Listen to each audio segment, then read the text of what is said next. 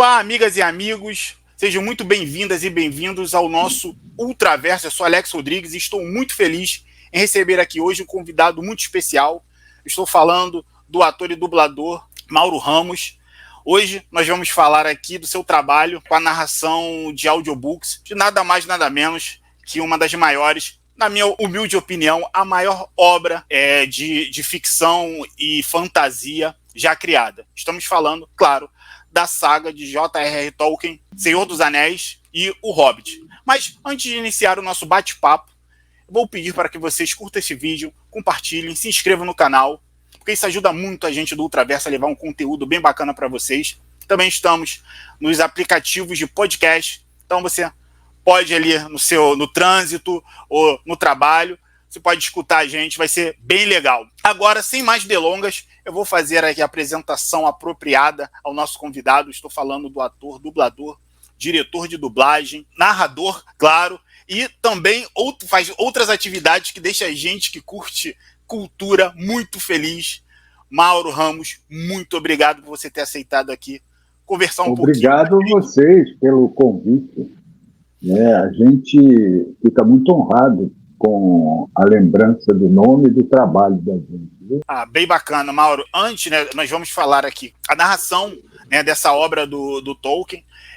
São audiolivros que também, além dos áudios, também existe um projeto de curadoria do Érico Borgo, que é um grande nome da cultura pop. Claro que nós vamos falar sobre isso, mas vocês me permitam, eu vou dar uma tietada aqui com o Mauro, e vamos falar um pouquinho do trabalho, do teu trabalho, Mauro, como ator e dublador. Você tem personagens muito interessantes, que marcam, a gente que curte muito cultura pop. E eu queria que você falasse um pouquinho. Eu queria que você começasse a falar de escolher um que você acha que é bem legal, porque eu tenho uma listinha aqui. Qual que é o... Cada pessoa tem um personagem querido, dela mesma, porque a dublagem, por aqui nós estamos falando disso,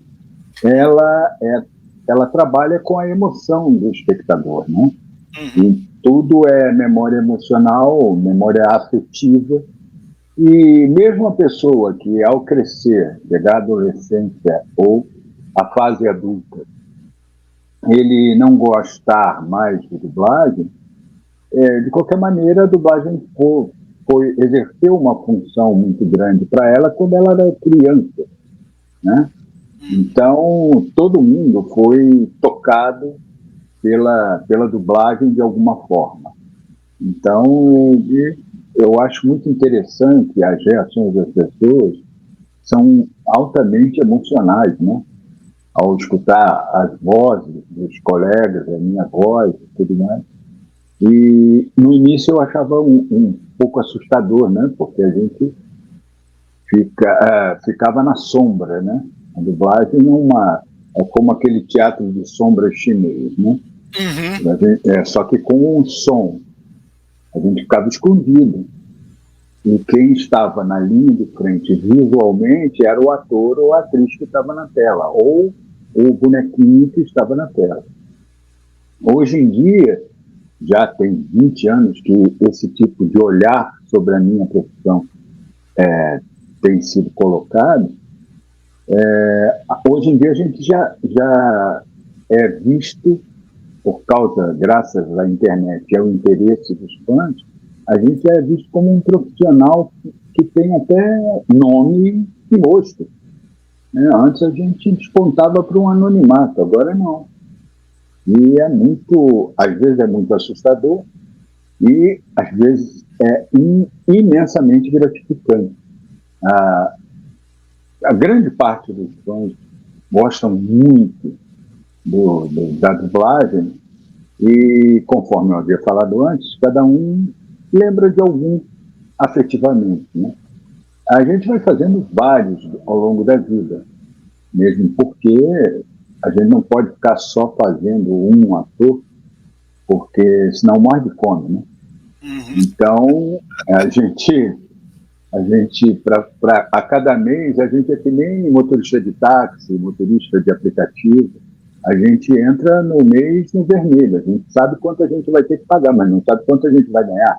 Sim. E a gente depende da escalação dos diretores, colegas diretores e diretoras nos estúdios, né?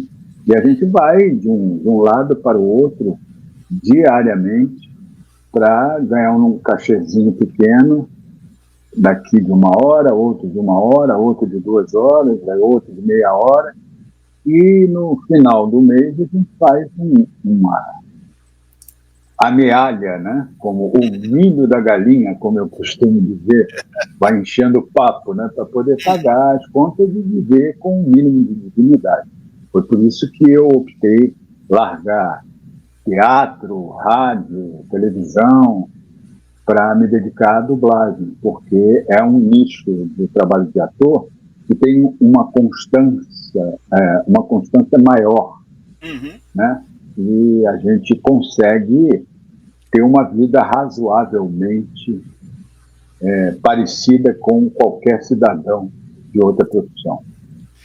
Você também faz direção de dublagem? Eu fiz durante uns 10 anos, em 5 estúdios diferentes ao mesmo tempo.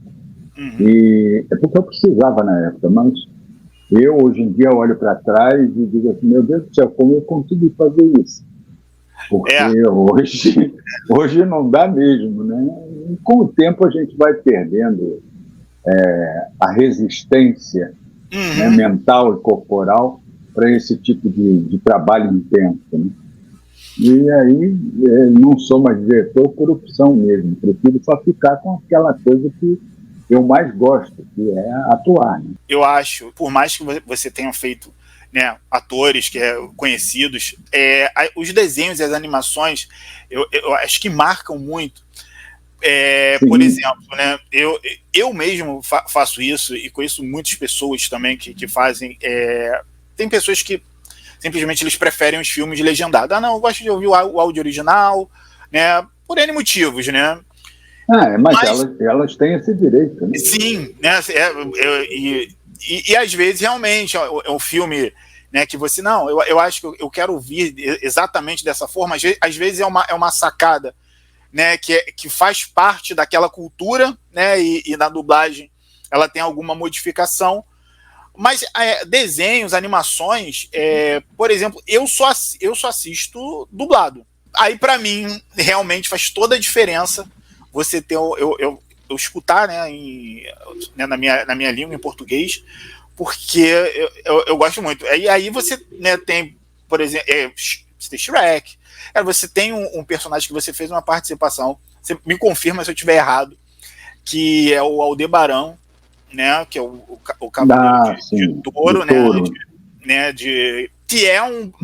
Fiz há muitos anos. Né, que é um personagem, ele é um personagem brasileiro, na verdade, né? O Aldebaran, a origem dele é do Brasil, e é um dos meus personagens favoritos, né, da série, e é uma referência muito grande, né? A gente tem hoje aí vem uma animação que tá tendo uma repercussão muito positiva, que é o X-Men 97, e a gente sente aquela saudade realmente né? Eu senti saudade porque eu assisti a primeira versão em 95, terminou em 96, aí eles deram continuidade agora, por isso que é 97.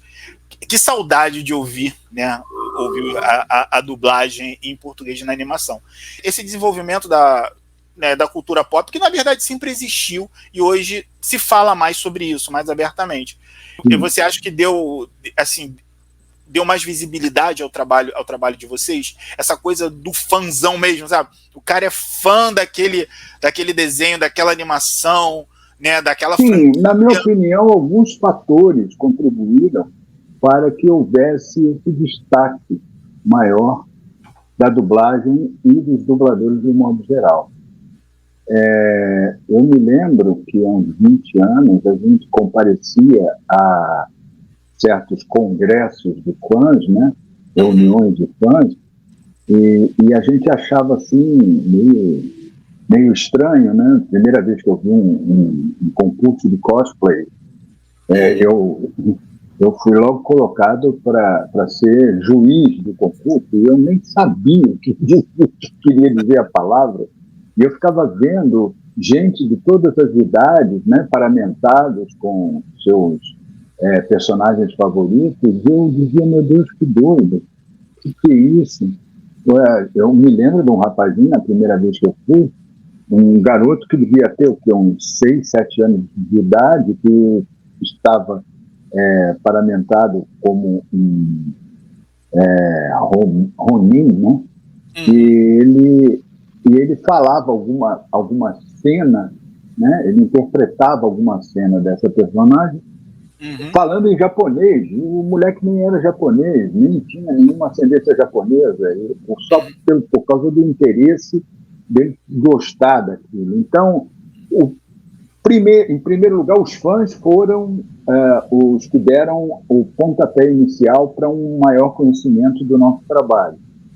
Os fãs, depois que saíram os desenhos japoneses, foram um nicho que começou a nos valorizar com maior intensidade. Outros nichos de fãs de outros produtos passaram, então, a se reunir também e a se interessar por isso. Outra coisa que nos ajudou bastante a essa coisa de sermos conhecidos foi o fato das distribuidoras foram chamados Star Talents, né? As distribuidoras chamaram esses atores, estrelas da televisão, e aí, como a gente até então era muito, muito desvalorizado pelos próprios colegas de profissão que faziam outras coisas que não dublagem, eles viram como é que é difícil fazer dublagem. E a gente, para fazer e viver de dublagem, a gente precisa ter pendor para fazer isso. Não é de qualquer forma. Hoje em dia nós temos o Pro Tools, que ajuda no sincronismo labial. Ok, encaixa aqui, puxa ali, puxa lá, mas a interpretação é uma coisa pessoal. E, para mim, dentro da técnica de dublagem, a arte que existe é a interpretação. A dublagem é uma técnica, mas a interpretação é a arte que é comum a todos os espaços do ator e da atriz. Entende? Então, essas duas coisas foram paulatinamente nos levando a sermos conhecidos. Aqui, eu moro em São Paulo, no Rio nem tanto, mas aqui em São Paulo, o reconhecimento da nossa voz e do nosso trabalho é muito maior. É impressionante. Motoristas de táxi, motoristas de aplicativos, vendedores, todo mundo presta uma atenção e já sabe qual é a sua profissão. Já disse, é dublador, né? E outros já dizem o seu nome. O senhor é Mauro Ramos, né? E eu fico assim, depende, né? Se for para cobrar alguma coisa, não sou eu, não.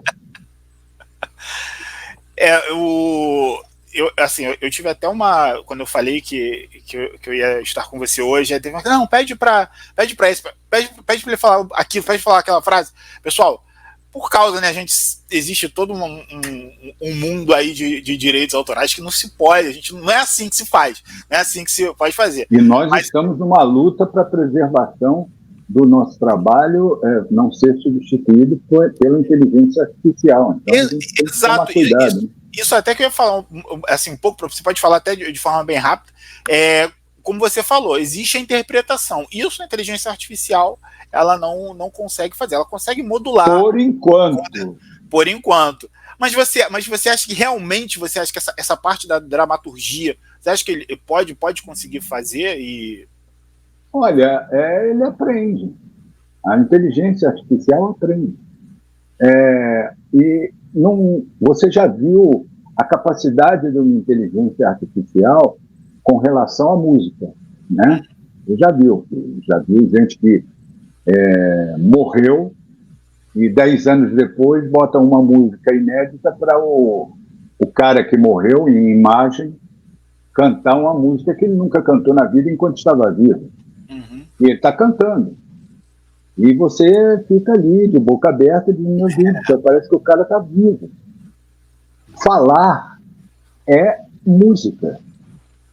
falar é música em qualquer lugar do mundo. Você tem uma musicalidade na hora de falar. Então, se a inteligência não pega agora, aos poucos ela vai pegando, e quem está comandando a inteligência vai poder fazer críticas e resolver determinadas diferenças de inflexão, de intenção e tudo mais, e a inteligência com isso vai aprendendo. Eu não concordo muito com aquele negócio de dizer que a mente de uma criança é uma tábula rasa, está ali para aprender tudo. Quem é tábula rasa é a inteligência artificial. A criança já tem uma visão interpretativa do mundo à volta dela, desde que nasce. Mas a inteligência artificial, ela assimila, ela vai como uma esponja puxando todas as informações que lhe são dadas, para depois poder utilizá-las de uma forma mais pontual, se for necessário. Então, isso, a gente fica muito preocupado, nós estamos lutando agora com relação a isso, porque a gente está vendo que a inteligência artificial está se desenvolvendo com uma rapidez absurda. Certo. Entendeu? Antes levavam anos, agora levam 6 meses a diferenças gritantes, tanto de movimento quanto de áudio, né? De imagem ou de áudio. Então, é meio assustador. E a gente está tentando preservar a humanidade do trabalho, né? Vamos ver como é que a gente consegue ou não. Vai ser já está sendo uma batalha, né? A gente tem aí também. Já. Os roteiristas já tem, né? Já tem roteiros produzidos por inteligência artificial. Teve a greve, que não foi só sobre isso, dos roteiristas, mas também é sobre isso, né? Também essa segurança que o profissional quer ter, até mesmo porque existe o estudo também, né, Mauro? É um estudo, né? Tanto para você dedica a vida, né?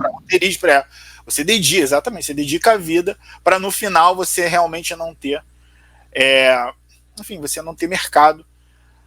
Eu espero que não só pelas pessoas, mas porque é um trabalho artístico, né? O trabalho artístico, claro. A gente falou, né? É bom que se tenha o mérito do artista.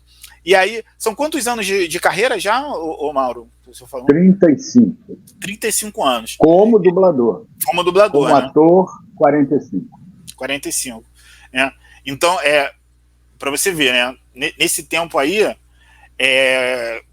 vocês devem estar ligando, claro, agora o nome à pessoa, mas a gente já falou de Shrek, nós falamos de Aldebaran, tem... O primeiro que eu ganhei teste para Disney foi o Pumba do Rei Leão. Depois veio a Joaninha do Vida de Inseto. Depois veio o Al, dono da loja de brinquedos do Toy Story 2, e vários outros. O Pedro Galo do Pequeno Chicken Little, e o vilão do Nem que a Vaca Tussa, o Silver, o Pirata Silver do Planeta do Tesouro, e vários outros, a Anastácia, e o Corcunda de Notre Dame, o General Grievous do Star Wars, fiz o Capitão Barbosa do Piratas do Caribe. Sensacional, né? Fiz o Coisa do Quarteto Fantástico, o Quarteto Fantástico que está prateado. Então tem muita coisa.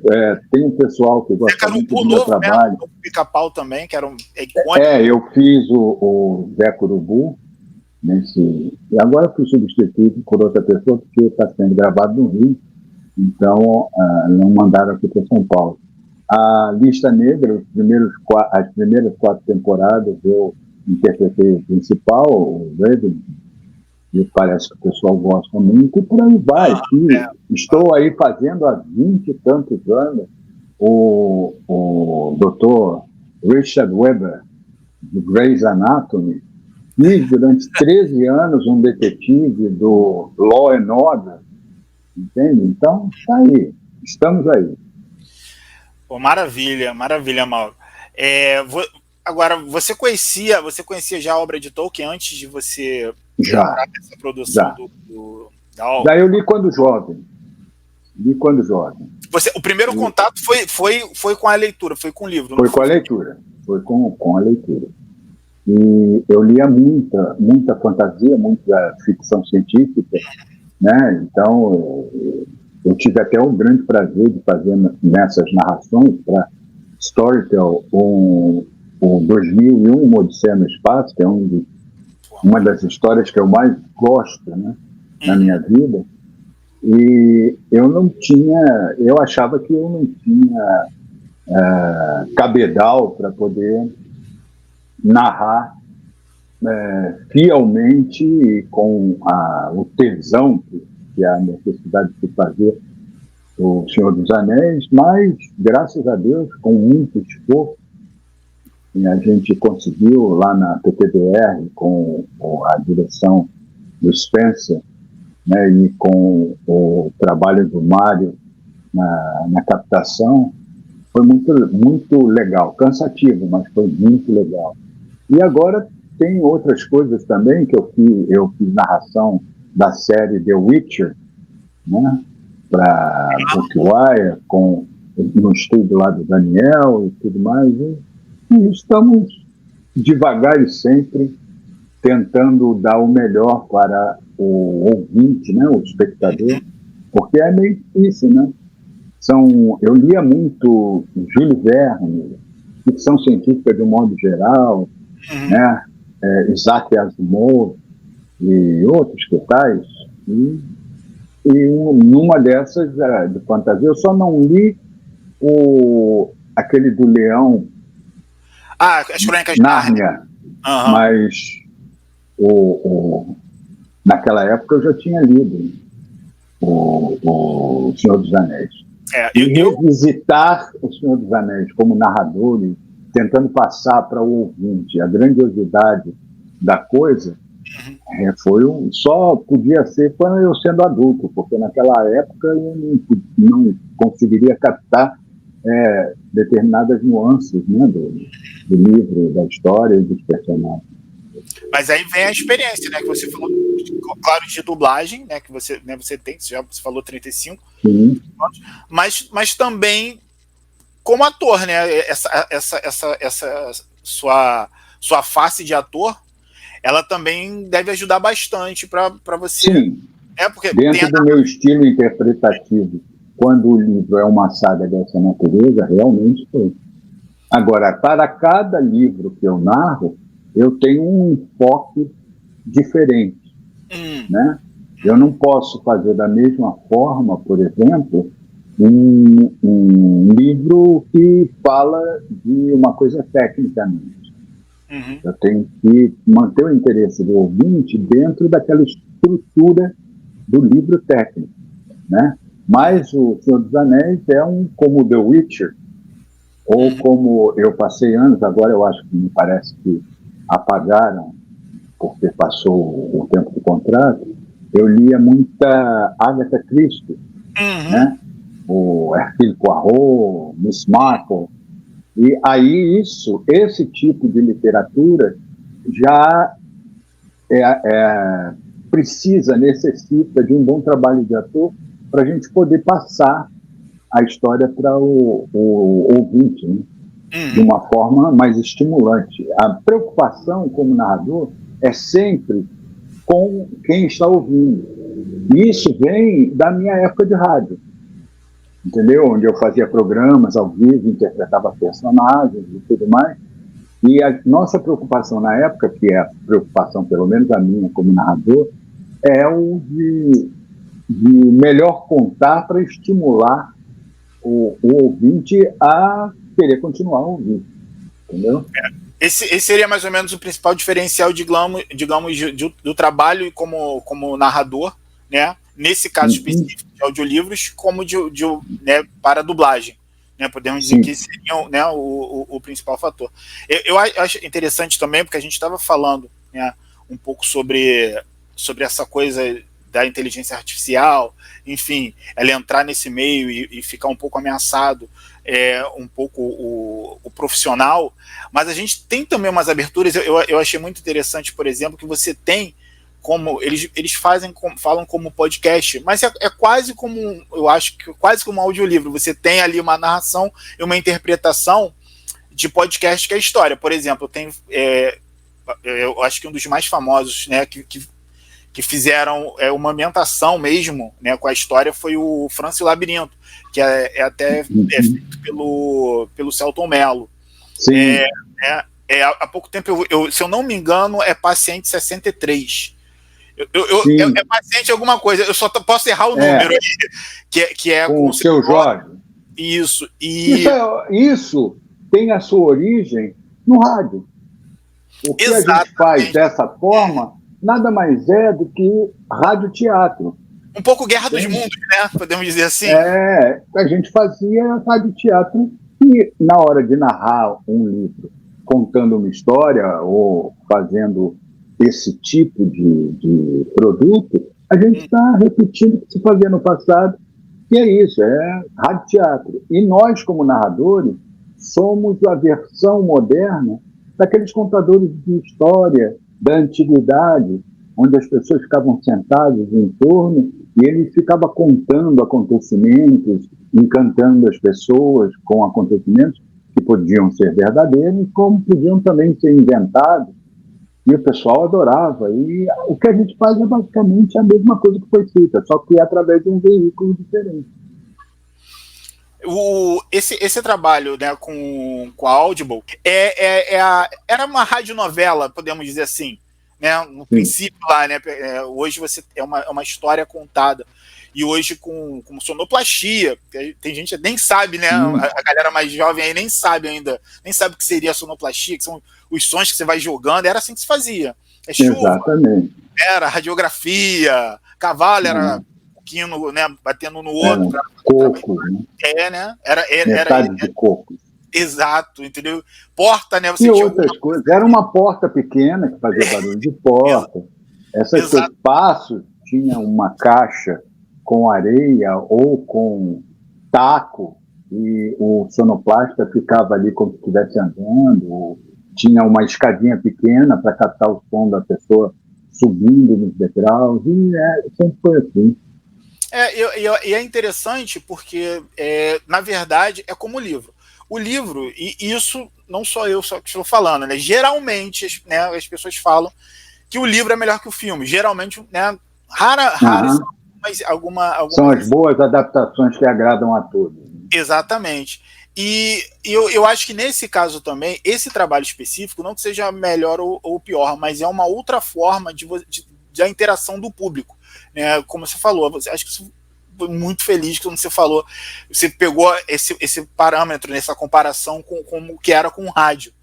Porque você não está vendo, né? Então, assim, é um outro tipo de emoção. É como o livro, você está lendo, e aí você pega o livro do Tolkien e ele detalha, né? Ele, sei lá, ele pega 5 páginas para detalhar uma coisa que né, que o cinema ou a série ela já coloca ali. Então, em algumas imagens já passa para o espectador aquilo que o escritor colocou no livro, levando algumas páginas. Exatamente. Então, eu acho que essa interação é diferente. Por isso que eu falo assim, para a gente finalizar, né, com essa pergunta, a importância que se tem projeto com o Tolkien, da Audible, com você, também com o Eric Borgo, tem o projeto que é Arquivos de Valfenda. É a curadoria dele que ele fala da obra do Tolkien. Esse conjunto todo, eu queria só que você falasse um pouco dessa importância. É quase, na minha visão, é quase como se fosse uma nova mídia surgindo. Né? Como eu falei, eu tenho muita necessidade de ficar ouvindo porque eu não consigo ler e me distrai bastante. Ou no trabalho, enfim. Aí a gente faz esse contraponto, né? Uma coisa que poderia dar uma prejudicada, não sei se é a palavra, como a inteligência artificial ali, né, fazendo esse trabalho, mas como você tem a necessidade realmente da sensibilidade do artista, né, como você transmite essa emoção, porque é um campo diferente, podemos dizer assim, pelo menos para os mais jovens. É importante, né, essa parceria. Tipo tanto a empresa como o artista, como o meio, que é eu vejo que, eu considero que no Ocidente, a primeira manifestação desse tipo de narrativa para entreter as pessoas veio da Grécia antiga, né? Quando o Homero contava sobre a Guerra de Troia ou sobre o retorno de Ulisses a Ítaca, né? Antes já se construía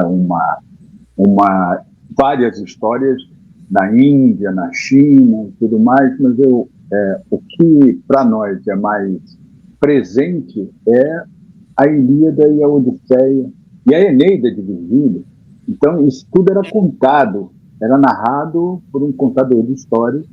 A gente nem sabe se Homero era real ou não,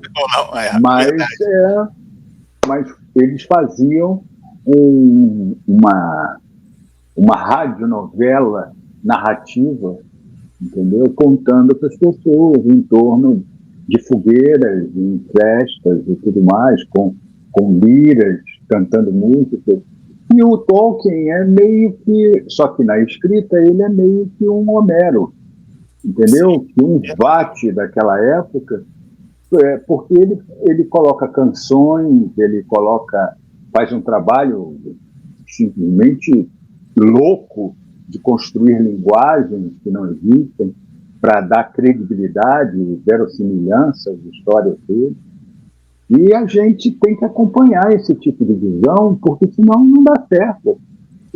Narrar um Senhor dos Anéis falando assim, monocordicamente, para as pessoas, não gera nenhum interesse delas, porque a história pede que você viva a história, como um contador era antigamente. Perfeito, Mauro. Eu acho que é esse o sentimento. E como eu falo, até aquece o coração, né? Que você verdade. Você fica em face de... E você tem a facilidade de ouvir a história e acompanhar, fazendo uma outra atividade. Sim. Uhum. Como, por exemplo, durante muitos anos, o pessoal fazia atividade dentro de casa, mas com a televisão ligada ou com o rádio ligado. Era companhia. Ao mesmo tempo que fazia, estava ouvindo aquilo tudo. O audiolivro é exatamente isso. E nós tivemos um empenho muito grande. A Audible, ela simplesmente deu todas as facilidades com relação a glossário, a como pronunciar o élfico e outras línguas da Terra-média. Então foi muito legal. Foi bacana, Mauro. Eu só tenho a agradecer a sua disponibilidade. Eu que agradeço a lembrança do meu trabalho.